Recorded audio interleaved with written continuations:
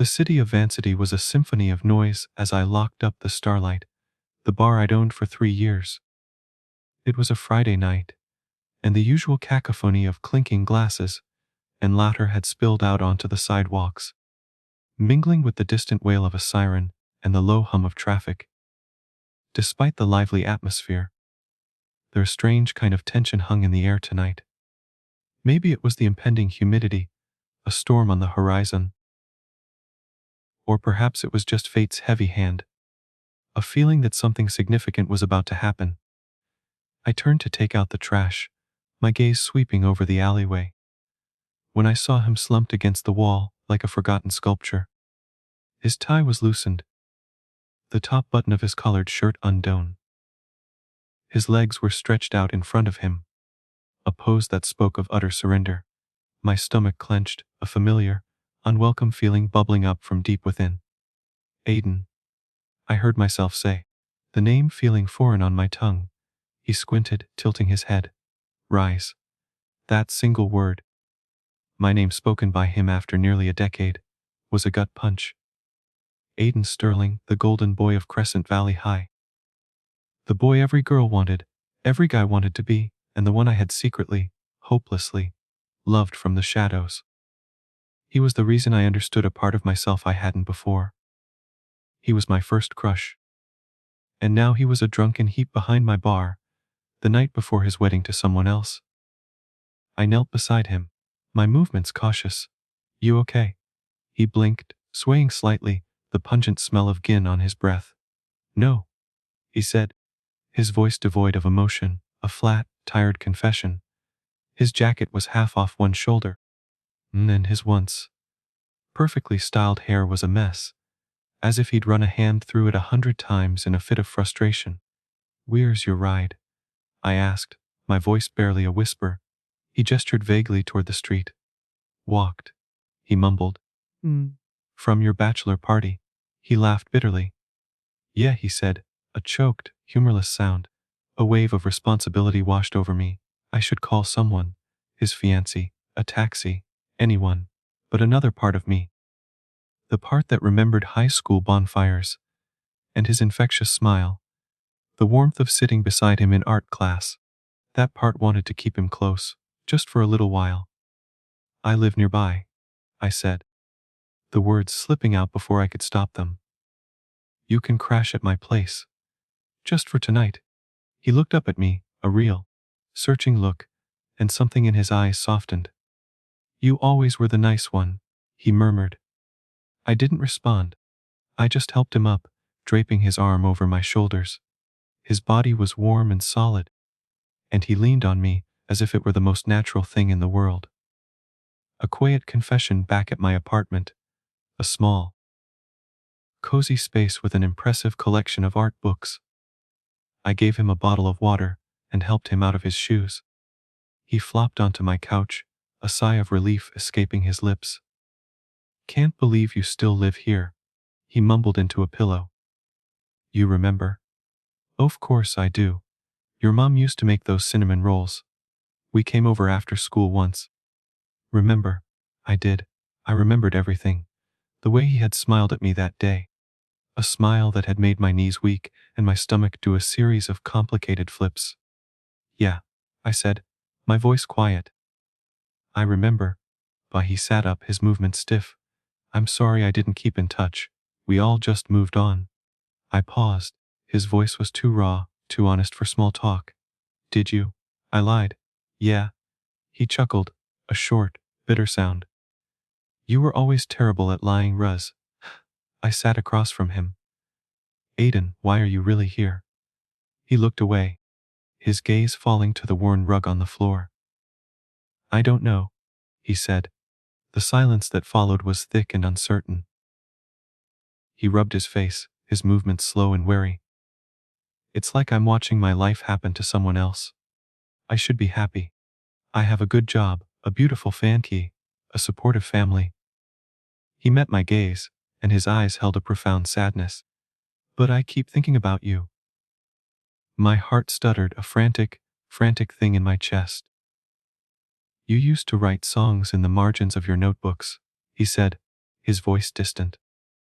I always wondered if any of them were about me. They all were. I don't get it, I said quietly, a hollow feeling forming in my gut. You're getting married tomorrow. I know you love her. He hesitated.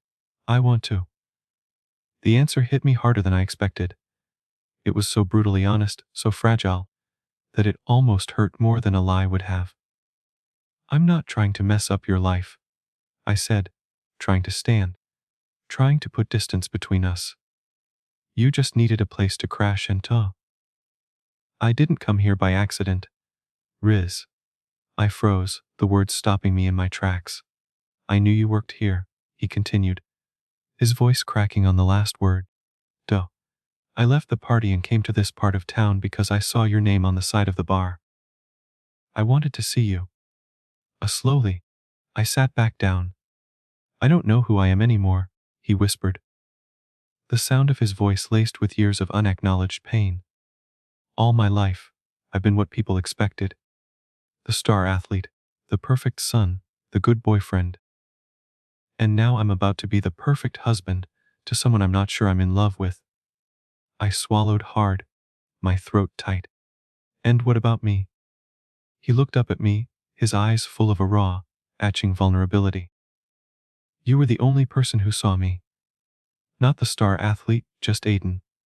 He fell asleep on my couch a few moments later, the exhaustion finally winning the battle with the alcohol.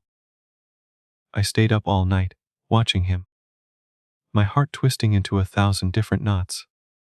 I remembered every glance from the past, every time I thought I saw something behind his eyes, and every time I convinced myself it was just a fantasy. Now, I wasn't so sure. The breaking dawn, the morning sun crawled across the floor, its light a slow, steady confession. Aiden stirred and sat up, groaning. You're still here, he muttered, his voice hoarse. You passed out. He rubbed his face, the realization of the day ahead dawning on him. God. I'm getting married in 6 hours. Do you want me to call someone? He stared at the floor for a long time, the silence stretching between us. No, Bao. You're going through with it. He didn't answer. I stood. You don't have to do this, Aiden. Not for your family. Not for anyone. He finally looked at me, his eyes wide and scared. What, if it's too late? I walked toward him slowly, the floorboards groaning under my feet. It's only too late if you say I do, when your heart is somewhere else. He exhaled, a broken, defeated sound. You make it sound so simple. It's not simple, I said. It's brave. Our eyes locked. The silence between us wasn't empty. It was full. Full of the years we lost. The words we didn't say. The what ifs we buried. He reached out and touched my hand, a simple brush of his fingertips. But I felt it like a jolt. Like a current of electricity running through my veins. I dreamed about you last night, he said, his voice barely a whisper. Oh. He nodded slowly. You kissed me. I held his gaze, my heart hammering against my ribs. Duh. Did I? It felt right, he said. The moment hung in the air, a heavy, tangible thing. I could feel the weight of it on my chest, pressing, begging to be acknowledged. I never stopped thinking about you, I said, the confession feeling like a dam breaking. I think I never started, he replied, a wry, sad smile on his face. And that was my mistake. He leaned in, and I knew I should have stopped him. I should have reminded him of his fiancée, of his family, of the life he had built. But I didn't. His lips were soft, hesitant, searching. It wasn't a kiss of lust or passion, it was scared. A man standing on the edge of a cliff, hoping someone would catch him if he fell. I kissed him back, because I would have caught him 1,000 times. But when he pulled away, reality rushed in like a wave of cold water. I can't, he said, his voice cracking. Not yet. I knew.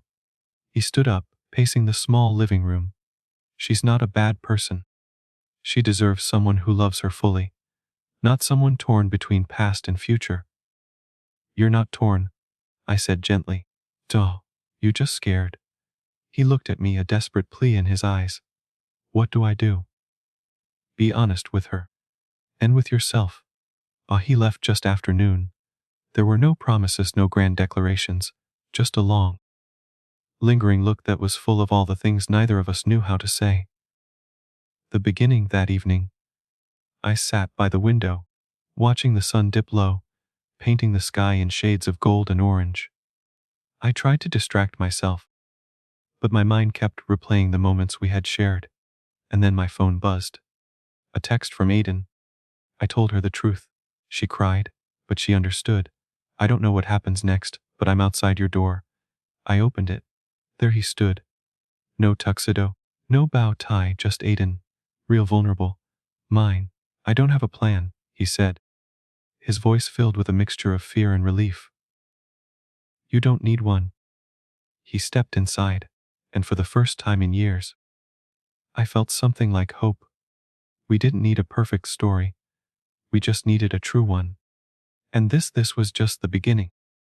He stood in my doorway like a man who had just torn down the life he had built brick by brick, unsure if he'd be welcomed inside mine. I'm sorry, he said, his voice a gravelly whisper. I didn't ask what for. I just stepped aside and let him in. He walked in slowly, as if afraid the floor might give way beneath him, as if it already had. His hair was still a mess from the day before, and he was wearing a simple gray hoodie and jeans, a stark contrast to his usual perfectly pressed look. His eyes were swollen from lack of sleep, or maybe from tears. I offered him coffee. He nodded. The silence that fell between us wasn't awkward, it was sacred. I handed him a mug and sat across from him on the couch where he'd passed out the night before. He cradled the cup in his hands as if it held more than caffeine, as if it held answers. I told her, he finally said, his gaze fixed on the steaming liquid. Everything. That I wasn't sure I could give her the love she deserved. That I kissed you. How my chest tightened. How did she take it? She cried, but she didn't yell. She just asked if I was in love with you. And what did you say? He looked up at me, his eyes like thunderclouds ready to break. I said, I don't know yet, but I want to find out. It wasn't the fairy tale ending some people would expect. There were no fireworks, no grand declarations, just a raw, uncertain truth. And honestly, that felt better than any fantasy. Is she okay? I asked. She went to her sister's, said she needed space, told me to be happy, whatever that means. And, do you know what that means? He stared at me as if I were a riddle he was trying to solve. Think it starts here. With you. Over the next few days we took it slow. We walked through the park like old friends, shared takeout containers, and watched terrible movies on my tiny couch. He told me stories from college. How he almost flunked chemistry. How he spent 3 months thinking he had to marry a woman to prove something to himself. How even when he kissed her, his mind drifted somewhere else. Somewhere? I asked, a slight smile on my lips. He looked at me with a shy grin. Someone. It felt like falling in love all over again, except this time, I wasn't alone. But nothing stays in a bubble forever. By the weekend, people started asking questions. His parents, friends, mutual acquaintances. He got quiet again, distant.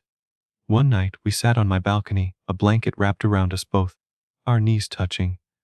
You don't regret not marrying her? I asked gently, my voice soft. I regret hurting her. But I don't regret not lying anymore. He paused, then added, the first time I kissed you, something cracked open in me. And once it did, I couldn't shut it again. I studied his profile in the dim light. He looked tired. Not just physically, but the kind of tired that comes from years of pretending. You don't have to be perfect here, I said. Not for me. He glanced at me, a flicker of uncertainty in his eyes. You sure you want this mess?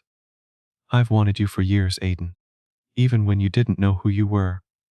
His eyes shimmered, but he laughed, a genuine, heartfelt sound. God. You always knew how to hit me in the chest. Yet eventually, he moved in. Not officially, not with boxes and contracts, but in the way his toothbrush started appearing in my bathroom. In the way he left his jacket on the back of my chair. In the way my fridge always had 2 types of milk. We were learning each other again, slowly and carefully. He had scars I hadn't seen, and I had walls I didn't know I'd built, until he began knocking gently against them. A few months later we went out to a bar. Not mine, just a small, quiet one with soft lighting and jazz playing in the background. It wasn't a big crowd, but it was enough that when he took my hand across the table, I froze. "You okay?" he asked, his thumb rubbing circles on my palm. Are you sure?" His grip tightened. "I want people to know. I want them to know you're who I chose." And just like that, I wasn't afraid anymore. When we got home that night, he pulled me into the living room and held me close. "I used to dream about this," he whispered. "About what it would feel like to just be with you, without hiding." He smiled. "It's better than I imagined." A new chapter 1 year later. Aiden stood in the same spot he had when he first knocked on my door that morning after walking away from his wedding. But this time, he wasn't broken. He was holding a key. "I sold the house," he said, his voice steady and full of a quiet resolve. "The one we never really lived in. I want a new home. With you." I opened the door and, just like before, I let him in. But this time, I knew he wasn't leaving again.